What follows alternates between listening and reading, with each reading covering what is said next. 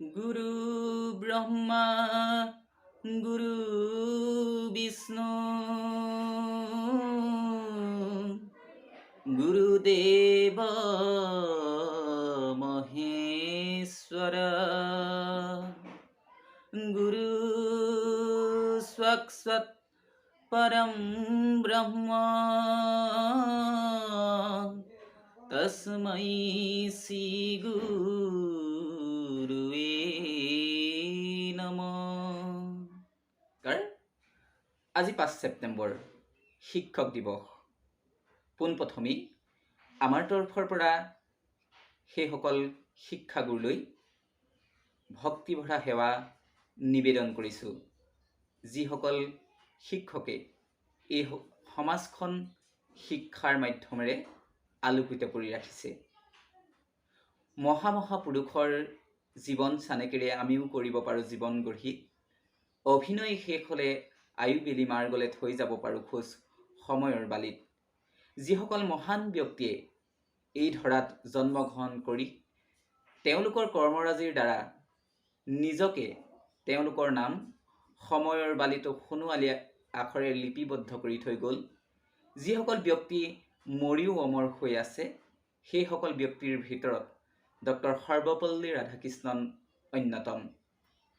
নিজকে এজন শিক্ষক হিচাপে পৰিচয় দি যি গৌৰৱবোধ কৰিছিল, সেইজনা আছিল সৰ্বপল্লী ৰাধাকৃষ্ণন, আমাৰ ভাৰতৰ দ্বিতীয় ৰাষ্ট্ৰপতি।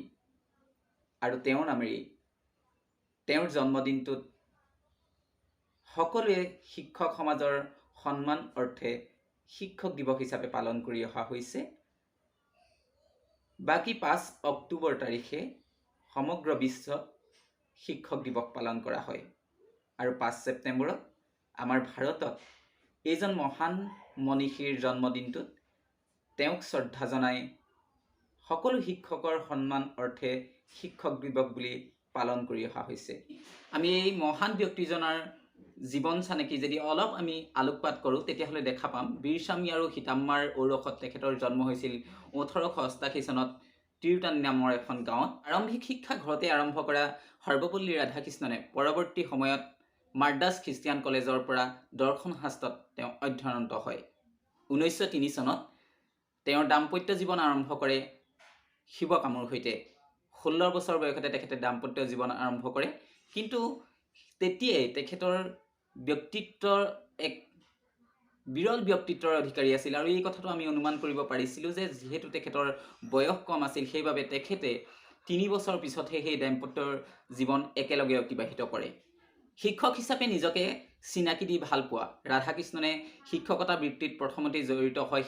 মহীশূৰ বিশ্ববিদ্যালয়ত তেখেতে দৰ্শনৰ অধ্যাপক হিচাপে তেখেতে কৰ্মৰত হয়, আৰু তেতিয়াৰ পৰাই তেখেতে শিক্ষকতা বৃত্তিৰ লগত পোনপটীয়াভাৱে জড়িত হৈ পৰে। ইয়াৰ পিছৰ সময়ত তেখেতে বহুতো বিদ্যালয়ত বিশ্ববিদ্যালয়ত তেখেতে শিক্ষকতা কৰিছিল। তাৰ ভিতৰত আছিল 1921 চনৰ পৰা 1931 চনলৈ তেখেতে কলিকতা বিশ্ববিদ্যালয়ত অধ্যাপক হিচাপে নিয়োজিত হৈছিল। তাৰপিছত পৰৱৰ্তী সময়ত 1932 পৰা 1952 চনলৈ তেখেতে অক্সফৰ্ড ইউনিভাৰ্চিটিত professor of eastern religion and ethics হিচাপে তেখেতে কৰ্মৰত হৈছিল। আৰু তাৰ পাছত এই শিক্ষকতাৰ বাহিৰেও তেখেতে বিভিন্ন শিক্ষানুষ্ঠানত তেখেতে শিক্ষামূলক বক্তৃতা আগবঢ়াইছিল। তাৰ ভিতৰত মানচেষ্টাৰ কলেজৰ কথাই আমি ক'ব পাৰোঁ। তাত তেখেতে শিক্ষকতা বৃত্তিৰ লগত জড়িত যিখিনি তেখেতৰ অভিজ্ঞতা বা শিক্ষক হোৱাৰ সৌভাগ্য, এইখিনিৰ ওপৰত তেখেতে বক্তৃতা আগবঢ়াইছিল।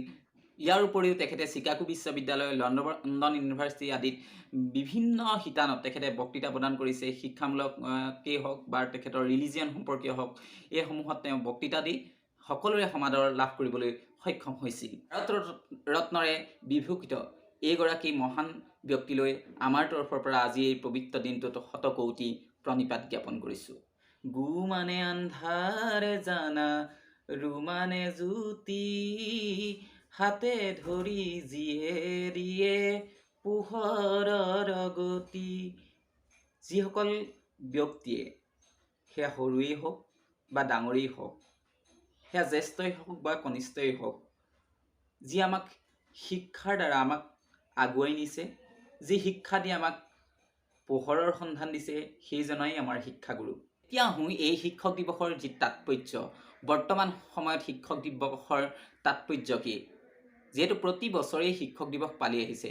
শিক্ষকসকল হ'ল শিশুসকলৰ জীৱন গঢ়াৰ নিপুণ শিল্পী।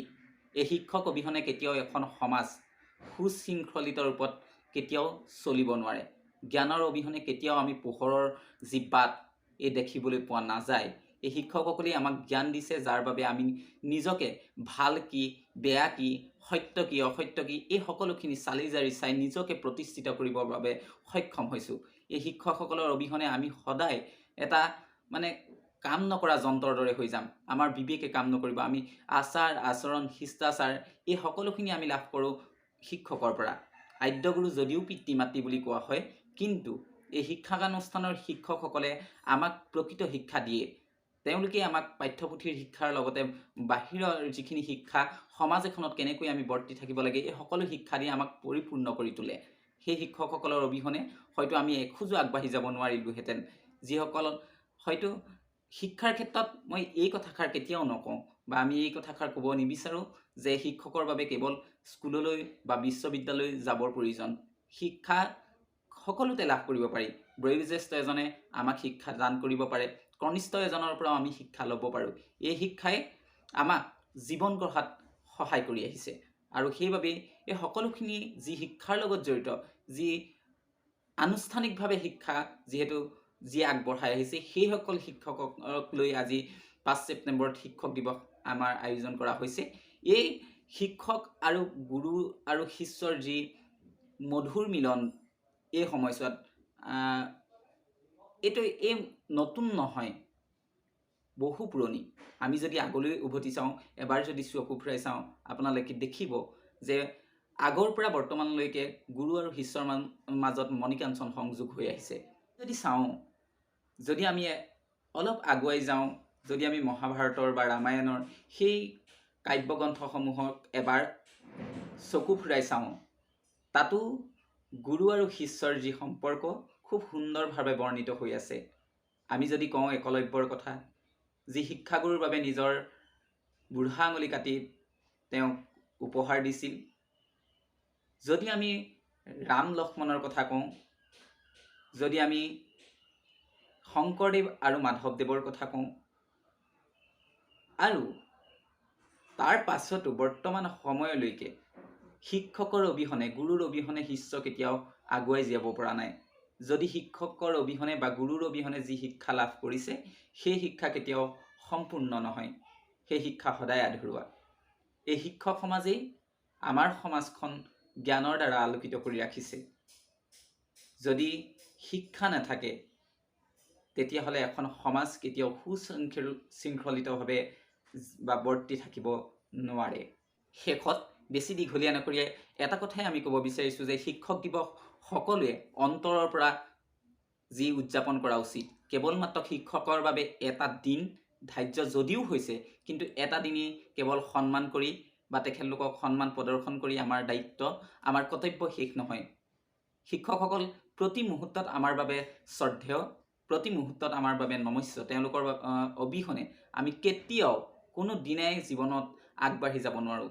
বৰ্তমান আমি দেখিবলৈ পাওঁ যে শিক্ষকসকলক বৰ্তমান যি উচ্ছৃংখলতা, যুৱ উচ্ছৃংখলতা বুলি বহুতে ক'ব বিচাৰে, মই ক'ব নিবিচাৰোঁ। কিন্তু তাৰ মাজতে হয়তো এপাচি শাকত এটা জালুকৰ দৰে কিছুমান ক্ষেত্ৰত এনেকুৱা ধৰণৰ হয় যে শিক্ষকসকলক যি সন্মান, যি দিব লাগিছিল, যি তেওঁলোক অধিকাৰী, সেই হয়তো সন্মান বহুতে কেতিয়াবা বঞ্চিত হয়। বহুতে হয়তো শিক্ষকক উপলুঙা সূচক বা তেওঁলোকক যি মনত আঘাত দিয়া বহুতো কাম আমি কৰা সমাজখনত দেখিবলৈ পোৱা যায়। কিন্তু আমি এটা কথা খুবেই লক্ষ্য কৰা উচিত যে সেইসকল শিক্ষকে আমাক বনাইছে, সেইসকল শিক্ষকে আমাৰ ছাত্ৰ ছাত্ৰীৰ জীৱন, হয়তো যি জীৱন পৰিক্ৰমা, তেওঁলোকৰ জীৱন যি গঢ়াৰ যি সপোন, এই সকলো সপোন তেওঁলোকক যদি মনত ভৰাই দিছে শিক্ষকেই, তেওঁলোকৰ জীৱনটো যদি সুন্দৰ কৰিছে, গঢ় দিছে শিক্ষকেই, সেই শিক্ষকসকলৰ প্ৰতি আমাৰ সদায় শ্ৰদ্ধা থকা উচিত।